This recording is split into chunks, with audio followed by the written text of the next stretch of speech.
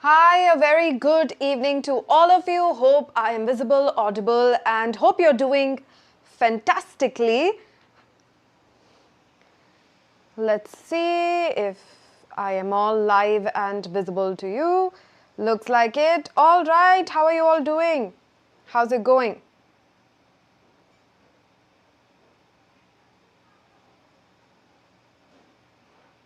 Good evening, good evening.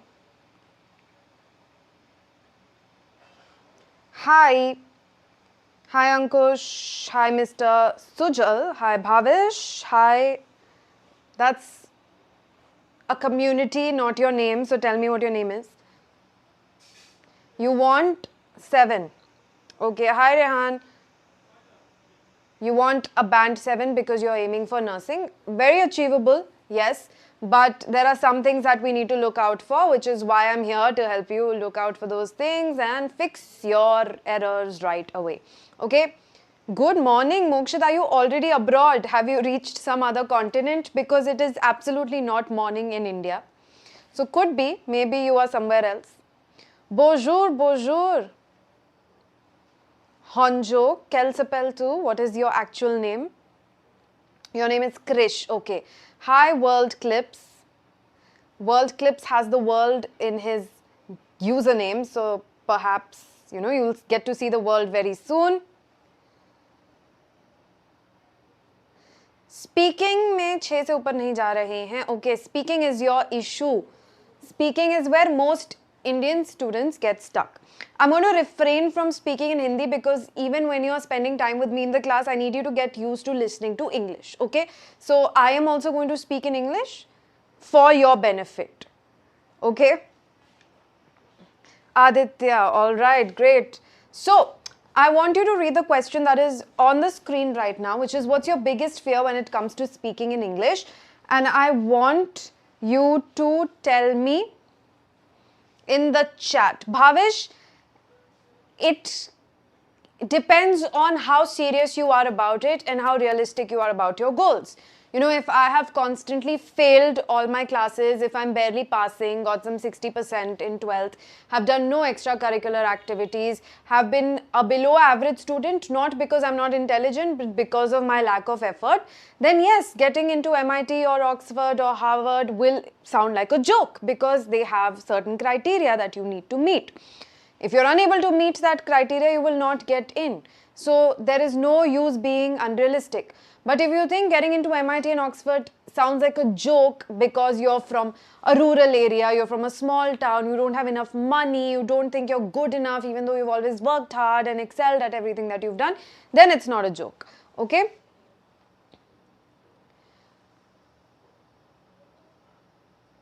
Okay, either on 7th or 14th June. Okay. Bharat, how do you not have words to speak? When you're talking to me right now, you're typing something in the chat. That means you have words to speak. You have said something right now, haven't you? You've said something. That means you know what to say. It's not like you don't know what to say. What about everybody else? Bhavish, I'm just going to correct your subject-verb agreement error because we need to get into the habit of correcting our errors. So don't say, does it feels like a joke? Okay, whenever we use does or any form of do for that matter, it could be do, it could be did or does. Okay, we always use the V1, that is the base form of the verb with it. Okay, so when you're forming a question, does it, here we need to put the verb. Verb comes over here, right?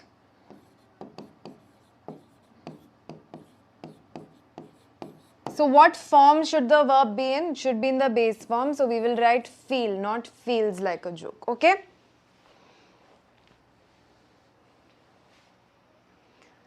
Listen, getting into schools like MIT, is so difficult, not because the academics is a huge part of it, but because there are so many people from all over the world. So far, your competition has been the people of your school.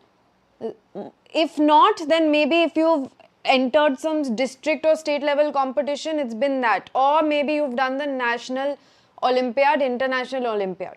So far that has been your pool of people that you are competing with. Okay, that pool increases so drastically when you're applying to the best colleges in the world. You realize we think that there is so much competition within our country for our premier institutions like IIT or IIM. Do you realize in the world ranking they are 100 and below? So our premier institutions, the best institutions in our country that people are literally, dying to get into, they are not even in the top 100 in the world. You are talking about a college that's in the top 10 of the world. You're talking about colleges in the top 10. So you have to be realistic with your goals. The chances of getting in, very, very low, but not negative. Okay, not zero. They are non-zero and non-negative. So there is always a chance. Okay, so you will get into a college based on many different things, not just your academics, not just how you've been faring in your little, we say kuein ka mendak, right? We are all that in this given point in time because we haven't competed on a world level. But the fact is, people do compete on the world level and people do succeed. Everybody has a different journey in life. So you never know what can happen for you, but nobody can make these predictions. It depends on your academics, it depends on your extracurriculars, it depends if you've stood out in something, okay, other than just academics, okay, if you've really made life-altering changes, if you've disrupted the field that you're trying to get into in any way. Okay, a lot of people are able to do inventions and research in school only. So if you've done something like that, then maybe you have a chance. So you have to be exceptional to get into an exceptional institution, right?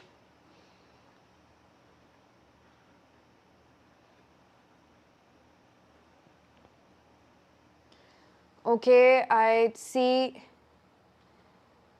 the discussion has taken a weird turn, hypothetical turn. I want an answer to this.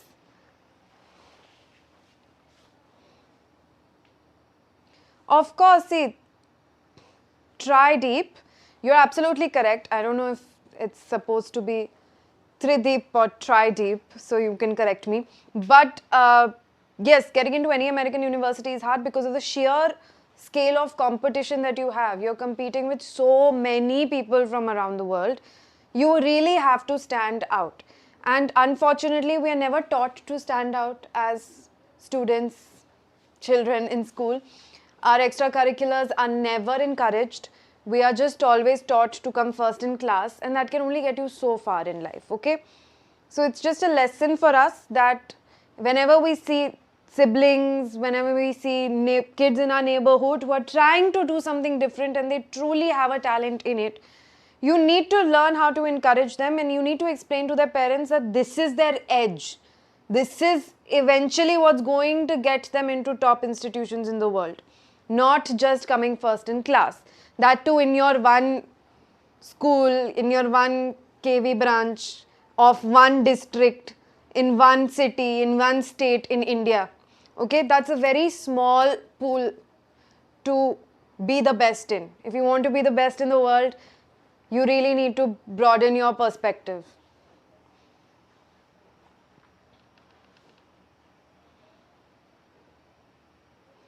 That's fine, Zara. That's very easy to do. So the elephant is taken care of. It's just the tail that's left, right?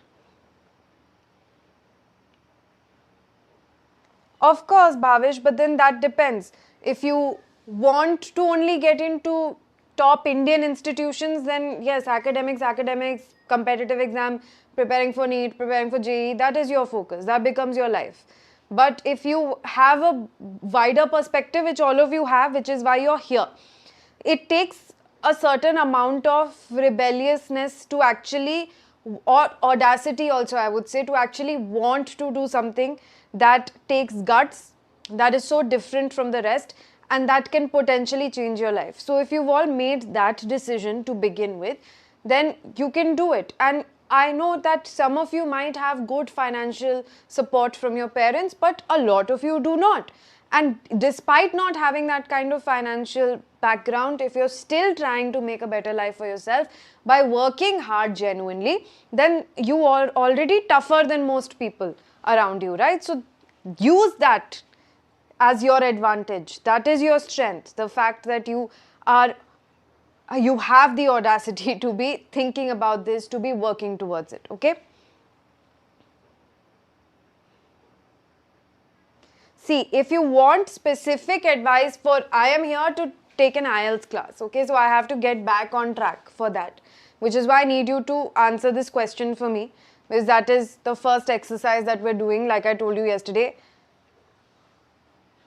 World Clips, I doubt you are in that university, because this is the name of the state, okay? And University of Texas, not Taxes or Texas that you're saying. So if you were in this university, you would have spelt it right. If you're just trying to fool people in the chat, that's not a very good thing. Don't do that. And if you have misspelled the name of the university that you got into, then that's even worse. How are you able to misspell it, okay? So if you all want specific guidance on, okay, how is this program, how is this university, how do I get in here, yada yada yada, then I will not be able to help you out, because I'm not an expert when it comes to all degree programs. Even I have to do my research in order to understand. But because my expertise is teaching you, especially the English component of all of your competitive exams, right? Be it IELTS, be it SAT, ACT, my job is to teach English. If you want somebody to help you out with these questions that you're having, then you have an option right here to fill out the counseling form. All of these things will be taken care of by an expert. So all of these questions that you have, you want answers to them for free, you have the option of doing that. I have just let you know, okay?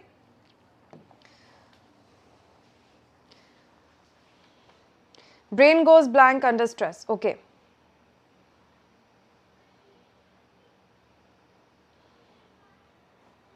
All right. Okay. ठीक है. Speaking में साथ दिलवाना है. Have you seen the rest of my speaking sessions? If not, please go see them now.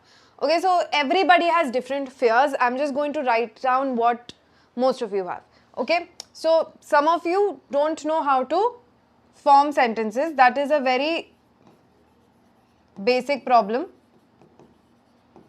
Okay, if you have this issue, you need to work very hard. Okay, you need to work very hard in the IELTS, because this is the basic of English language. And if you have not been speaking in English, if you have not been using English in school, then you have to start from scratch. Difficult, not impossible. It will take longer. I am not doing some clickbait business over here.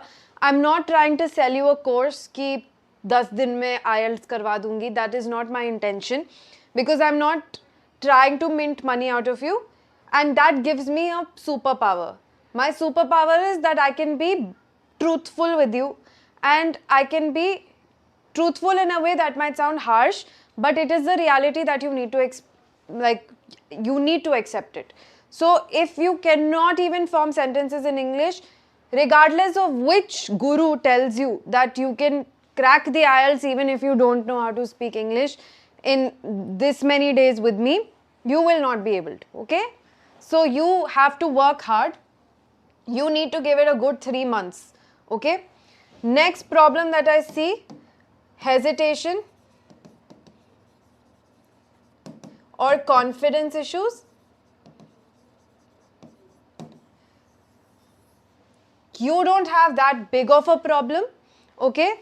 This can be taken care of in, I would say, depending upon how earnestly you work towards this issue, you can take care of it in 10 days, you can take care of it in 20 days, okay?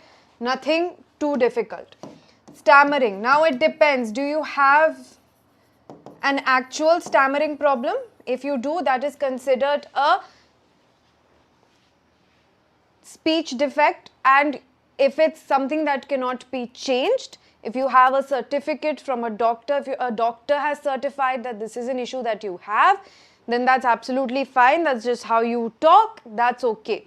But if you stammer because you get nervous, again, not a very big issue. You can take care of it with a dedicated 20 days of full earnest practice. Okay? Yeah, Bhavish, so yours comes under the confidence issue. Making mistakes and being judged. Okay, that is the entire definition of what a test is. A test is essentially you making a mistake and somebody judging you for it. That is their job. Whoever is your examiner, they see so many students, so many test takers in one day. They don't care about you. Nobody personally cares about you. Another harsh truth bomb that I'm throwing at you. Nobody cares. You're not some special person that they are either rooting for or against. You don't owe anything to the examiner. The examiner doesn't owe anything to you. The examiner is just there to do their job. Okay, they're going to do their job, call it a day, go home. Okay, so you are not somebody who can, first of all, make such an impression on the examiner that even if you make mistakes, they will go against the criteria and give you marks. That cannot happen. They have to be fair. They have to judge you, assess you accurately. Secondly, they will forget. Unless you say something that is so bizarre that leaves a mark on somebody. If you're making grammatical mistakes, if you're saying incorrect sentences, they will forget about it because they've seen 50,000 people make grammatical mistakes and say incorrect sentences. So unless you're saying something that is truly worthy of becoming a meme on the internet, then you're fine. They're going to forget about your mistakes. So why do you care about being judged? You are not that special that the examiner is going to remember that this boy or this girl made this one grammatical mistake. And now if I ever see them in a public place again, I'm going to point at them and laugh. That's not going to happen. Okay? Okay.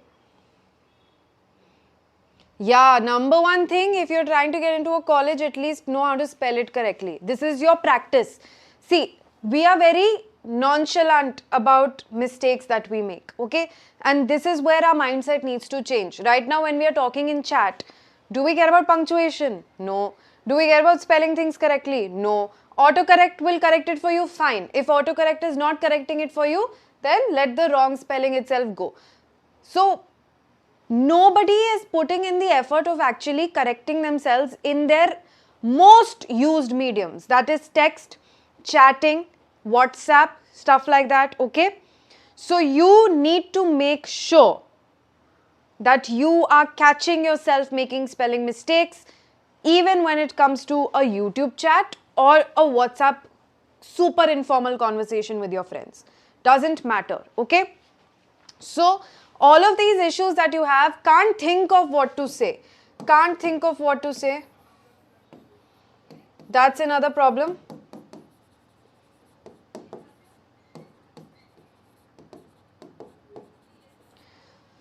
Alright, so all of these things are stuff that you need to work on.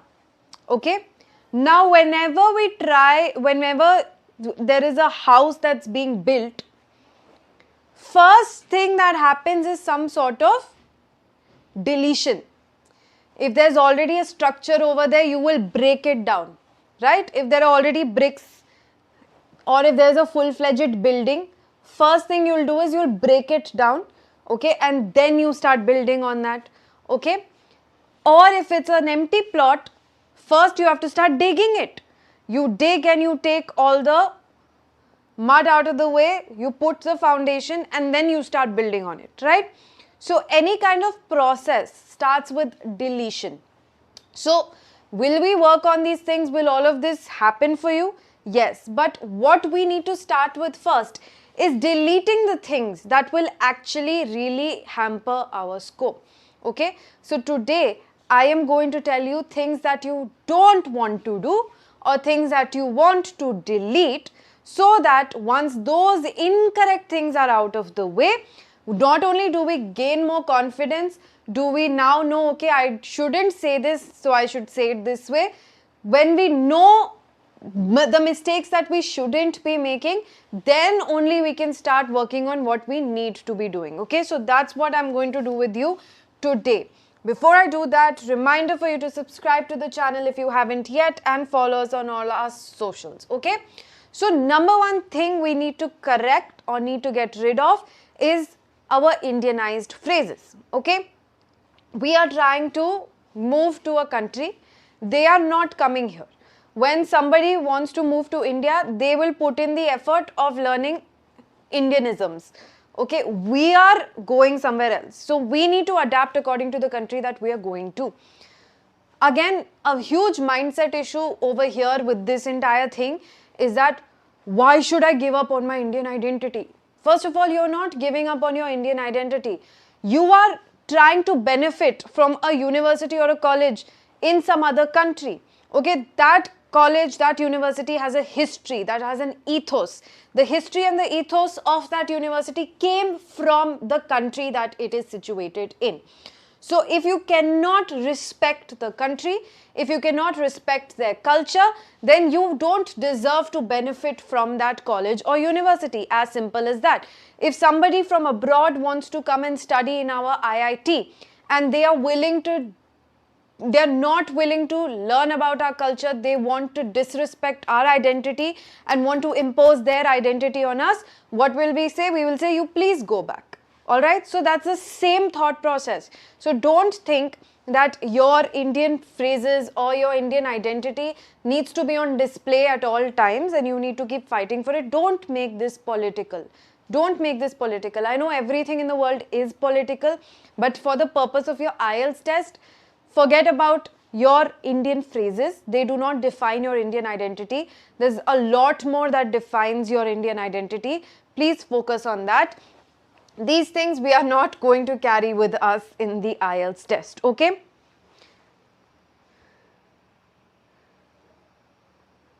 I am taking a look at all of your suggestions, and rest assured that I am reading them and considering all of them, and we'll have a discussion regarding all your suggestions very soon with everybody else involved. Okay? Alright. So now, here, can you please tell me the correct way of saying this? That is, what is your good name? Is something we hear all the time. What would be the correct way of saying this in a native speaker way?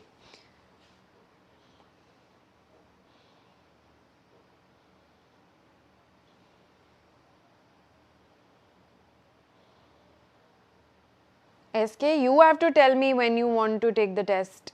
When are you signing up to take the IELTS? When are you making the payment? That you have to tell me. When does your university want your application by? Is it giving you time to submit your IELTS test?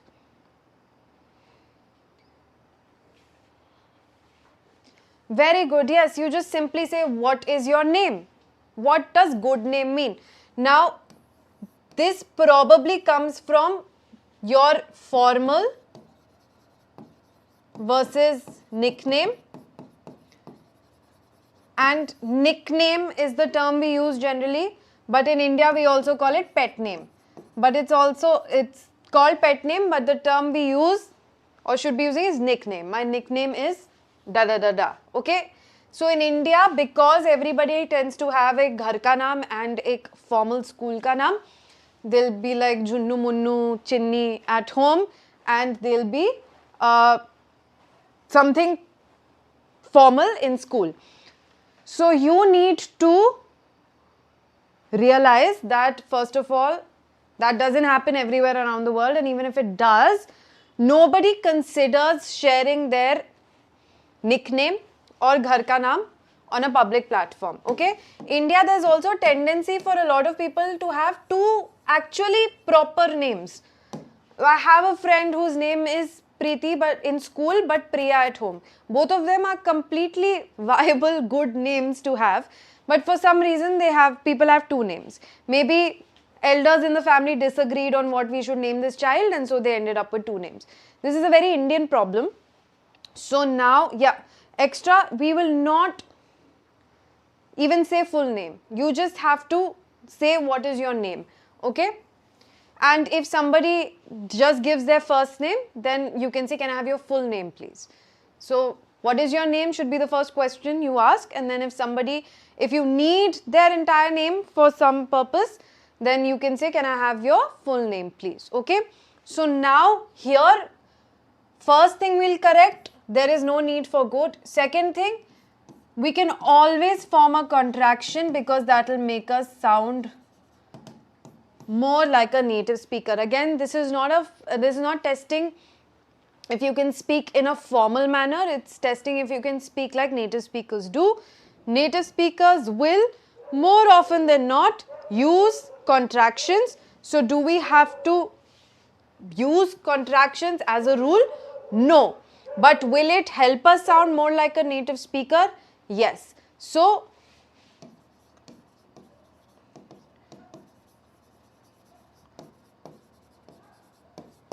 what's your name? Okay.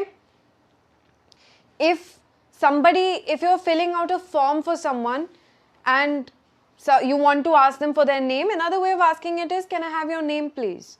If you're filling out a form, if you're doing some sort of application work or some just like normal form filling duties, and you want to ask somebody what their name is, maybe you're part of a club and you are doing registrations for people, you're filling out a form, another legitimate way of asking for their name is, can I have your name, please?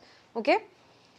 All right, next, I passed out from school in 2025. Passed out. I passed out. You must have heard this phrase being used a lot, and generally it means to faint. Okay, except for in India, everywhere else around the world, you say I passed out when you say that you either fainted, okay, and you can faint for multiple reasons. You can also, you shouldn't be knowing this, but you can also pass out because you've had too much alcohol. If you have too much to drink, you can pass out from that. You can pass out because you genuinely lost consciousness because of an illness or really intense sunlight, whatever it is. Sometimes when you're very tired and you just fall asleep without realizing, even then you can say, I was so tired, I just passed out as soon as I reached home. That's also a legitimate way of using the term passed out. Not to say that you graduated, okay? Very good, Bhavish. So yes, you can say, I completed high school in 2025. I graduated from high school in 2025. Okay? All right?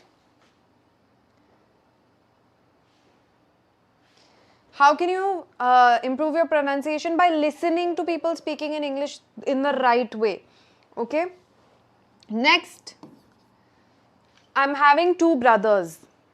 Very commonly used. How do we correct this?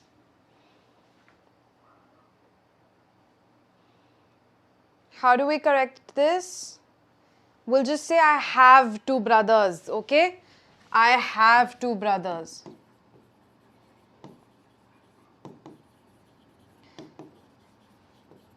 Don't unnecessarily use continuous tense with have.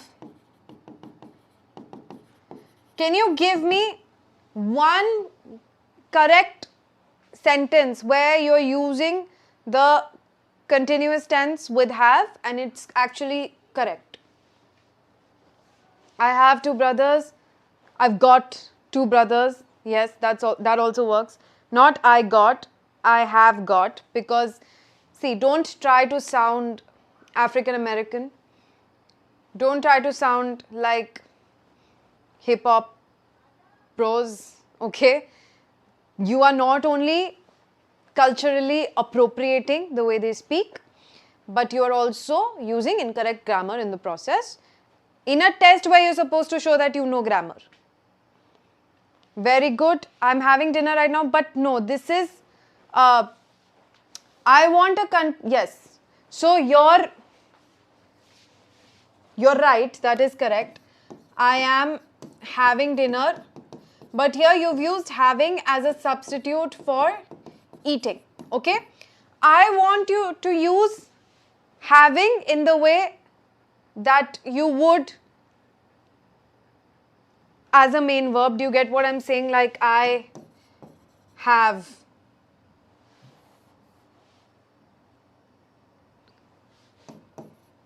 Let me tell you this. See, there's no way to explain myself without giving away the answer. So let me just ask you this. Do you think this sentence is correct?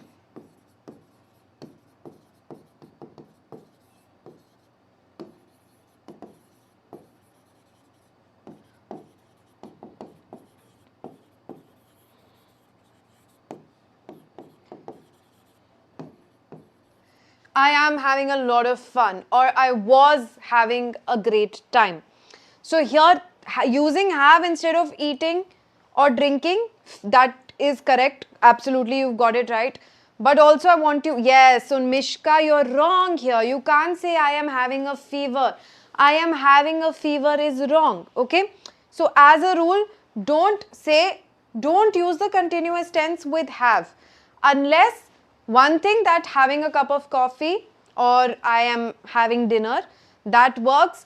Or if you're specifically talking about a duration that you're enjoying or not enjoying, like having a lot of fun, having a great time. We were having a good time until it started raining, okay? In that case also the ing form is correct, but not when you're talking about actually possessing things or people. When you're talking about relationships or when you're talking about possessing things, okay, I'm having a car, no, I have a car. Okay, I'm having 2 children, no, I have 2 children. I'm having pets, I have pets.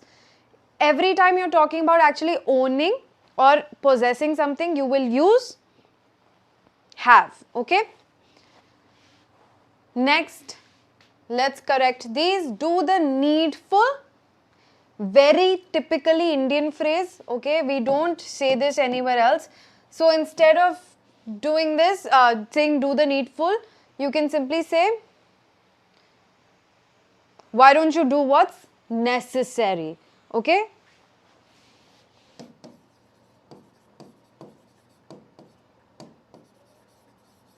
There are multiple ways of correcting this. If you have a different way, then you can tell me that as well, okay? The test was preponed. There is no such word. Postponed is a word. Preponed, not a word. What can we say? We can simply say that the test... Give me this word very quick. What is this word? And how do you pronounce it? Preponed means the time of it was changed and the date was changed to an earlier time. Delayed means postponed. Postponed is a legitimate word and postponed means delayed. When we say preponed, that means it was at an earlier time. It was rescheduled, yes, to an earlier time. Okay? Earlier time. Very good. And lastly, we have, I was asked to revert back. Moved up also works. Very good. It wasn't pre-planned, but moved up definitely works. Okay? Great job, Zara. Alright. Now here, I was asked to, either you can say get back to them, or you can say I was asked to reply, I was asked to respond. There is no revert back. Nobody uses revert in that way as Indians do. Okay, revert means go back to an earlier state. Okay, revert means to go back to an earlier state. It does not mean to get back to somebody, to reply to them, to give an answer for something that they had asked or proposed. Okay, So I was asked to respond, I was asked to reply, I was asked to get back to them. Okay? Any of these will work. So these are some Indianisms that we need to make sure we get rid of. Now, activity for you. Are there any more Indian phrases that are used, that you have seen being used and they're only used in India, nobody else? If yes, I want you to leave them in the comments. Yes, this pronunciation of this word. So, schedule is correct, it's appropriate. Brits say scheduled, okay? Indians say scheduled. Schedule is an American pronunciation. So, schedule also works. Rescheduled, rescheduled. Both of them are okay, okay? Scheduled or scheduled, both work. That's fine. Next, let's not be too formal. So in the IELTS, again, like I told you, nobody is testing how formally you can speak English. You're not going to the UK to talk. Well, the Queen's no longer there. Wait, is she? Ooh. No, Queen's no longer there. Yes, so you're not going to talk to the royal family. You are not going anywhere near royalty. You're just going to be talking to common folk, and you don't have to be too formal. Even the royal family isn't being so formal anymore, right? So don't go for the most formal way of saying something. Go for the most natural sounding way of saying something. So here, I hail from a village in UP, which is hailing from somewhere, is correct English. Nobody is denying that. Okay? Yeah, Charles is king now. It's just weird to wrap my head around. Okay? And Elizabeth had lived for so long that it's really hard to keep track. So now I hail from a village in UP. Instead of saying this, we can just say, yes, very good, Mishka. I want you to leave this in the comments so people who watch this video later can see this. He expired last year. Expiry is only used for products. But in India, and it's such a sad situation where someone seriously comes to you and wants to let you know that somebody passed away. What do you say? Someone passed away, died. Somebody died or passed away, and they legitimately, with the most serious and sad face, tell you that they expired. And it's so funny because literally people who speak English or have been speaking English know that you use expiry only for products. And for someone to seriously say that about somebody who has died, and in any case, some people are so bad at accepting bad news and reacting to bad news, their first reaction is like a defense mechanism to smile or be like, wait, what? And that's a legitimate psychological reaction. Some people, you give them bad news, their first reaction is to smile. So you're telling somebody about someone's passing, and instead of saying they died, you say they expired, and the person's already, their reaction is to smile. And on top of that, you use the word expired. It's a disaster. So very well pointed out. Leave that in the comments, please, Mishka. Okay. So yes, I hail from. Simply say I'm from. Or I'm originally from a village in UP, but my family has been settled in Delhi for a long time. Okay, that's also a valid way of talking. Exactly. Where is it written? Can I know my expiry date in advance so that I can live my life accordingly? That would be so helpful, right? Just one sec.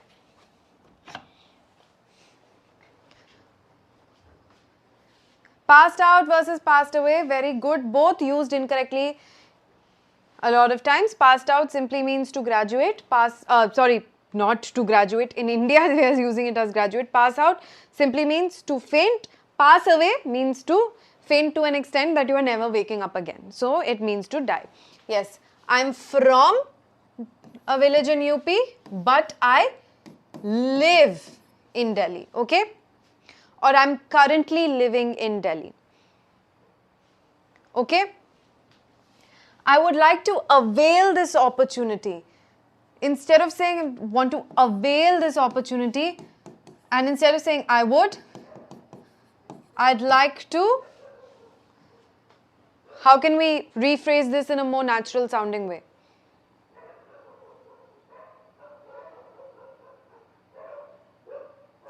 That's okay. It can be challenging for you, but nothing's impossible, Debendu. The fact that you're showing up every day, you're putting in the effort, you're trying, you won't even realize, and when you finally get your band 8, that's when you're going to be like, wait, I didn't think this was possible, okay? Simply say, I'd like to use this opportunity. Okay, don't have to say avail this opportunity. I'd like to use this opportunity. Or if you're trying to say that you're going to avail this opportunity to the extent that you're going to make the best out of it, then you just say, I'm going to make the best out of this opportunity, okay? So, I'd like to use this opportunity. Absolutely, but I live in Delhi. We celebrated the joyous occasion. We celebrated the joyous occasion. Instead of saying joyous,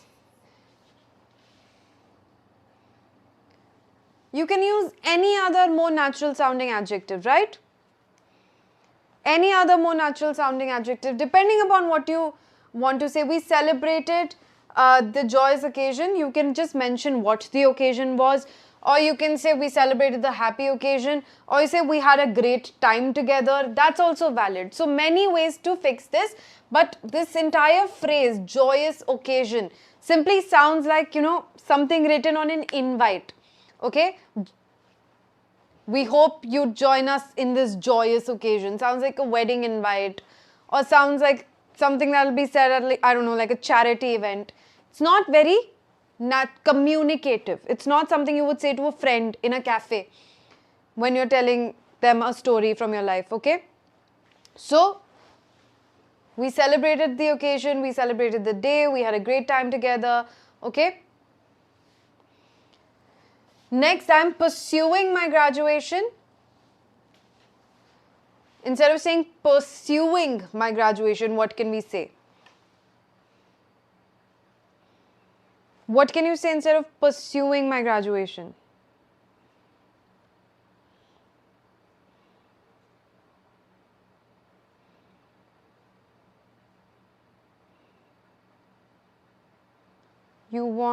I am helping you out. That's what I'm doing right now. What else do you think I'm doing?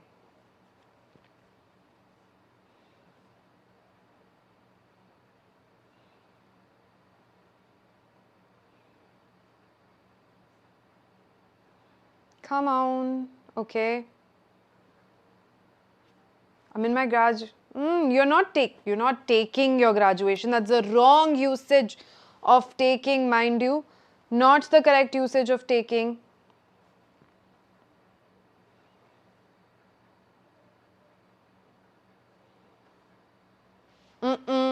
You can simply say, I'm doing my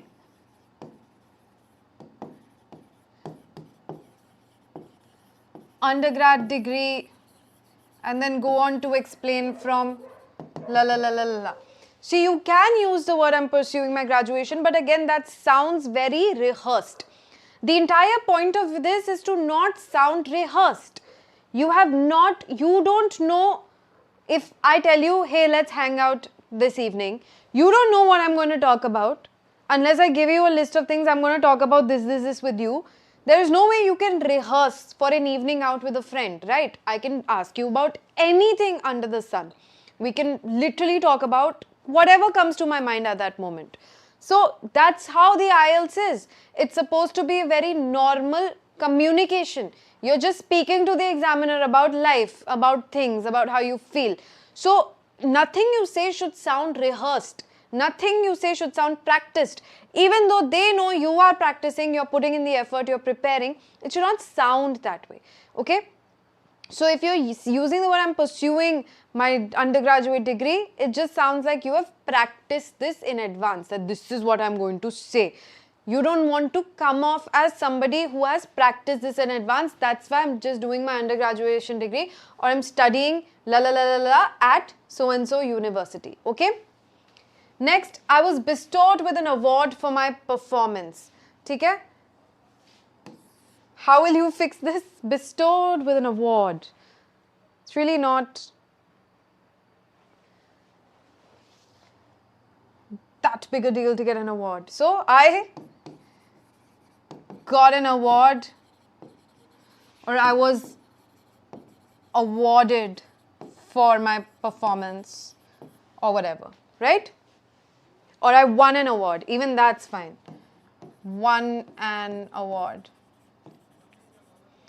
Just because you know this one fancy word, because you memorized it at some point, Debendu, you're getting everything you need to know for the IELTS for free. So if you just join in on all the live sessions, watch all the videos that are already on the channel, and just follow us, stick with me, then you're getting everything you need to know for free. What's the problem? No, you don't have to say I was on. Again, see, I was honored. No, you cannot say I was achieved with an award. I received an award is fine, but I was honored by an award is too fancy for no reason. Also, not correct usage. Okay? You were not honored by an award or with an award. You were just given an award. So, I won an award. Won an award, easiest. Easy to remember. I won an award, got an award, or was awarded. Okay? Won sounds better than received. Received is also fine. I received an award, but won an award is the easiest way and the most natural sounding way to say it. Okay? So, what will you say? Won an award. I was presented, see, so unnecessarily complicated. I was presented an award for my amazing performance. No, I won an award for my performance. Okay? All right. No memorized phrases. Yesterday, if you haven't seen yesterday's session, I urge you to go watch it. But yesterday, I told you multiple times why memorized phrases will hurt your score. Because there are clear instructions for the examiner to deduct marks if memorized phrases have been used. And I also explained why. The reason why memorized phrases are a problem is because you can clearly tell that they are memorized because they stick out like a sore thumb. You can see that the rest of the English is not as fancy sounding as this one or two sentences that they've said. Okay, that dissonance, that clear difference in that memorized phrase and the rest of what you're saying is so off-putting that even if it wasn't a clear instruction given to the examiner still would have deducted marks for it. Okay, because it's very infuriating to see somebody can memorize language. There is a level of memorization involved in language, which is memorizing rules, which is memorizing vocabulary words. But beyond that, everything you put together has to be yours. That's the point of communication. So no memorized phrases. Technology is a double-edged sword. Now I get a question in the essay. Is use of technology in education good or bad? You start with technology is a double-edged sword. Now you might think there is nothing wrong with this. What's wrong with using this phrase? The problem is after this phrase, no other word can match up to double-edged sword.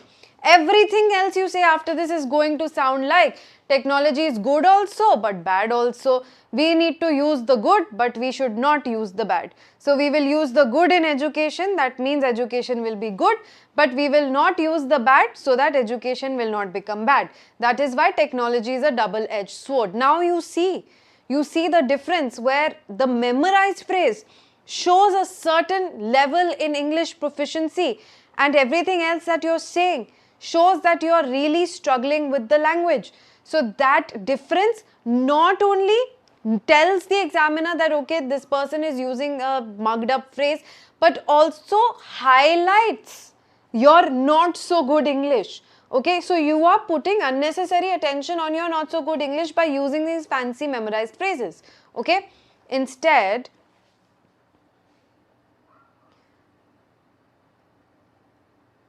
you can just say something that is in your English level, okay? That depending upon how we use it, technology can be both good or bad. Okay, and then you just give an example, right? The same technology that can be used to protect people has also led to the invention of the atom bomb, right? So whatever it is that you want to say, make sure that your opening statement, everything you're saying, fits with the same kind of English and doesn't really stick out. You can definitely use the sentence. There's nothing wrong with using it, as long as everything you're saying afterwards is in the same level. Okay? Next, I would like to shed light on this topic. It sounds so rehearsed, so memorized, and it's so bleh. I will never read an article that starts with, I would like to shed light on this topic. Okay? I would want to read something that's earnest, that's from the heart, that has been written because the author believes in it. Okay? If that's not happening, then who wants to read this? I would like to shed light on this topic. Just say, I'd like to talk about a time when da da da da da happened. Okay? Next, every coin has two sides. Okay, cliche. Now, this is such an overused cliche that it doesn't enhance your point in any way. Okay? Instead, you can just say, everything has its pros and cons. Something like that sounds more natural. It sounds more on the spot, and it also serves the same purpose. It's expressing the same thing. Everything has pros and cons. Every coin has two sides. Okay? Next, more memorized phrases. In today's fast-paced world, this can fit in a lot of essays. And you're not the first person to think, oh, this is such a great way to start my essay. I will memorize this and any essay I will start with in today's fast-paced world. It could be about AI, it could be about taking a break, it's about the importance of self-reflection, anything in today's fast-paced world, good way to start the essay. You think this way, everybody else also thinks this way. That's why you're not the only one who's going to start their essay like this. Everybody will start their essay like this. So imagine an examiner reading through 50 different essays that start with in today's fast-paced world. Does that show originality? Does that show command over language? Or is that simply something that you have easily memorized and regurgitated? Okay? So please, there are two sides to every issue also is a good way to say it. So instead of saying in today's fast-paced world, be focused on the topic. Okay? If it's about the necessity to take a break, so just say that we all live very stressful lives these days. And a lot of people complain about burnout. Okay, so that's a more natural way of saying this. It left an indelible mark on my life. Indelible, definitely a really good word to know. But always saying it left an indelible mark, just sounds like you have memorized it. Sure, if you cannot think of any other word, you can say that it was important to me and it indeed left an indelible mark on my life. You can say it like that, but it has to sound like something you would say, not something you have memorized and come. You can easily memorize this phrase because it will work for a lot of speaking cue cards. Because any cue card that asks you about an experience that you've had, if it's an important experience, you can end it by saying it left an indelible mark on my life. But that doesn't sound like you. That's the problem. You need to sound like yourself. Okay, next, it is universally acknowledged that. Again, vague, rehearsed. Don't look for common starters for essays, common starters for IELTS speaking. If you look at a list of all of these phrases, you are going to fall into this trap of memorized phrases. Not only do you know what the common ways to start essays are, examiner also knows, and even if you have genuinely used it, examiner will be like, cut marks for this. Okay? Yes. Permanent mark, it was a life-changing event, right? It was a very important event in my life, really taught me the importance of okay, multiple ways of saying the same thing. I'm not saying don't use advanced vocabulary. I'm saying don't use advanced vocabulary in the most cliched way possible. Avoid cliches, okay? Just gonna write that down for you. Avoid cliches as much as you can, all right? And lastly, did you eat the dictionary for lunch? Because what are these unnecessary difficult words that you keep using? What is this? Aspire to attain academic excellence in the forthcoming semester. No. I really want to do well.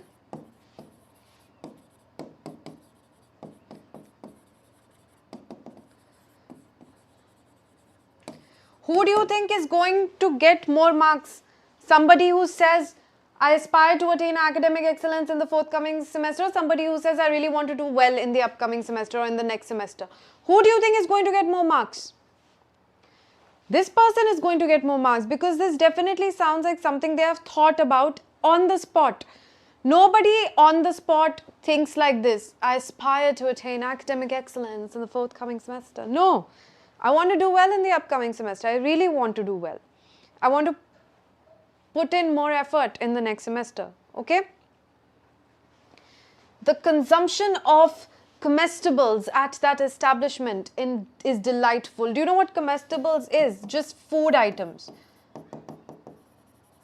So just say, I really enjoy, or I enjoy eating at that restaurant. I enjoy eating at that restaurant. That just is so much more straightforward and easier to say. Okay? I partake in physical exertions to maintain corporeal wellness. No. I do a lot of physical activity to stay in shape. I like doing outdoor activities to stay in shape. This sounds so much better than unnecessarily making it complicated, right? Next, this excursion was a magnificent and unforgettable sojourn. It was a great trip. It was one of the best trips of my life. It was a great trip. Okay, so keep it simple. Again, those of you who kept asking me, do we need to know advanced vocabulary? Like I said, no, you don't need to know advanced vocabulary. You just need to know appropriate vocabulary. Okay, yes, you need to know like B2 level words, good enough words to get your point across. You don't have to do all of this. You don't have to start mugging up those SSC vocabulary lists. That is completely unnecessary. Okay.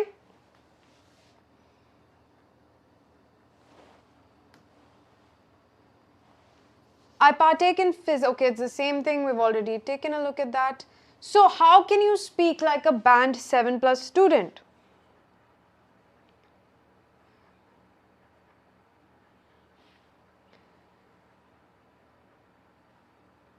Prajot, we are talking about the IELTS right now, so we will have a separate, okay, a lot of you want SAT prep, so I will definitely raise that concern on your behalf, okay? All right. Now, what are the things that you need to keep in mind as if you want to aim for a band 7+? First of all, think in ideas, not sentences. So, whenever you want to answer a question, you are not supposed to think of sentences that you want to say. You want to paint the big picture first. Because you, first of all, for your cue card are going to get 1 minute of preparation time. In 1 minute, you cannot write down sentences. You cannot say, this is what I want to say. The only thing you can do in that 1 minute is make bullet points and have like an overview of, okay, this is everything that I'm going to talk about. So, think about the big idea and then you can slowly come up with sentences as you speak. Don't be scared of mistakes because even band 9 students are allowed to make mistakes, all right?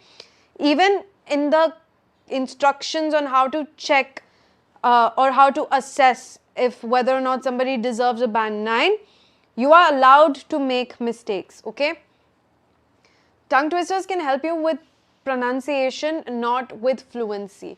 Fluency has more to do with being clear in your ideas and being able to express what you want to say in the most comprehensible way possible, and also talking in a flow. So these are the things that constitute fluency, not your tongue twisters can just help you better your pronunciation. Okay?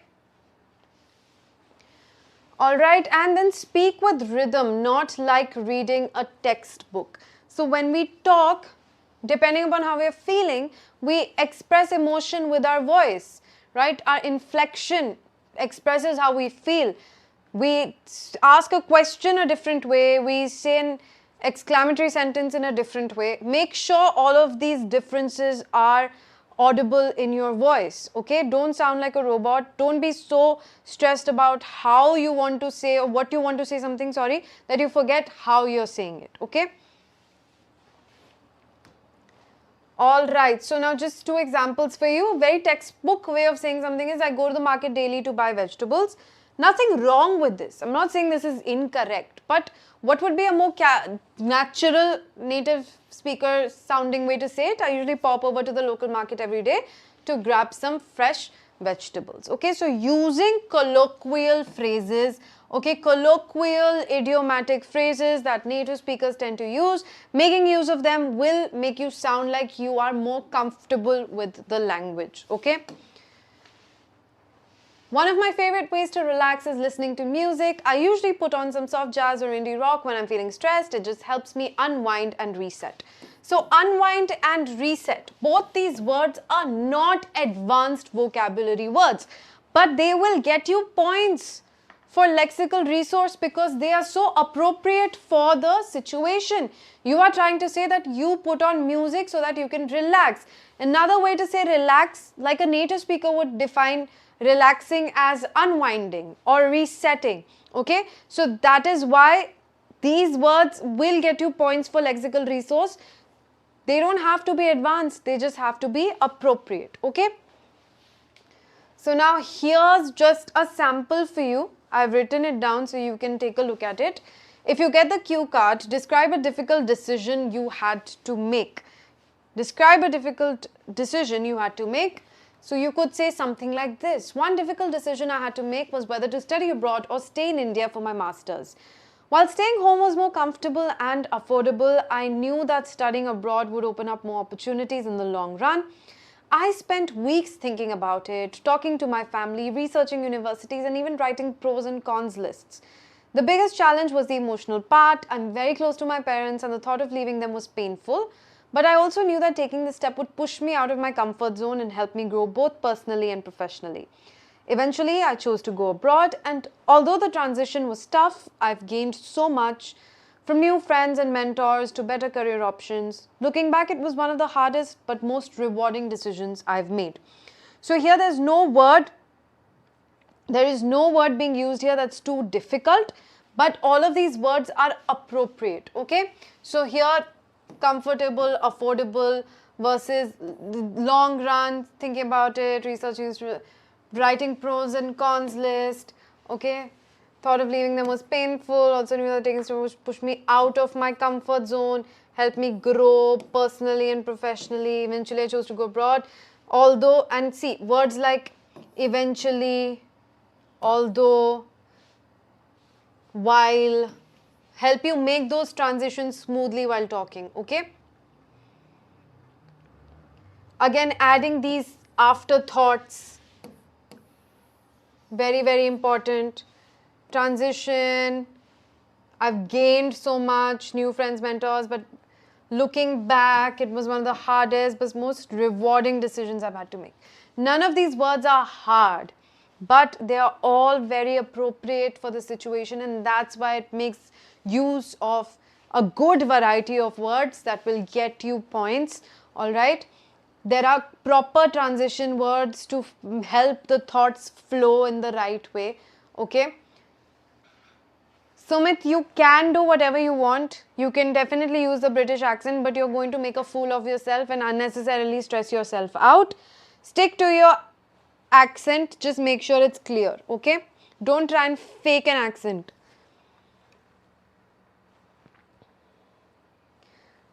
You can catch yourself. See, if you think you're sounding too formal or robotic, then start recording yourself, start analyzing, just talk.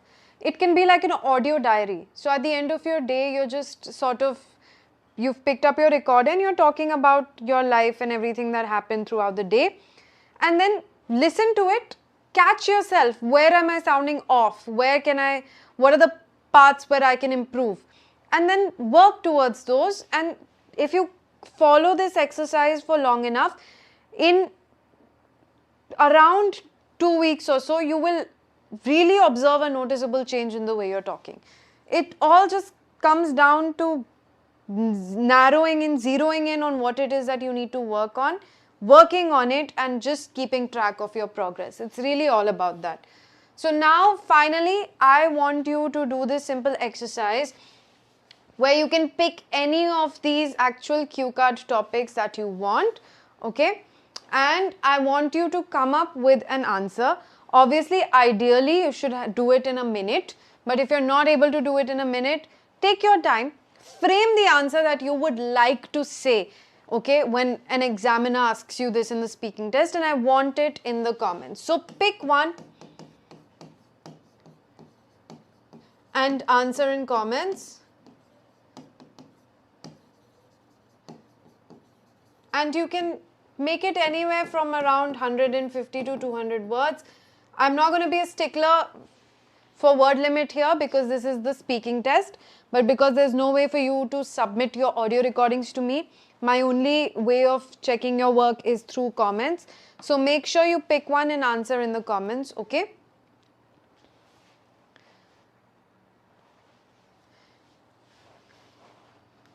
Right, and that, again, a reminder for all those of you who are so stressed out about whether I should do this, whether I should do that, is the score good?